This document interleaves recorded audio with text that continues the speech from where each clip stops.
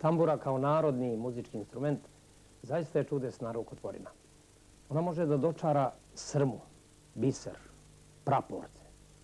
Može da iskuca, nabroji, može da udari, da jekne, da grune. Dakle, samo u tamburu priliči ono što se kaže: ah, moj babo, dobri babo, jel me ženi, jel tamburu kupi, ja u nešto udarati moram.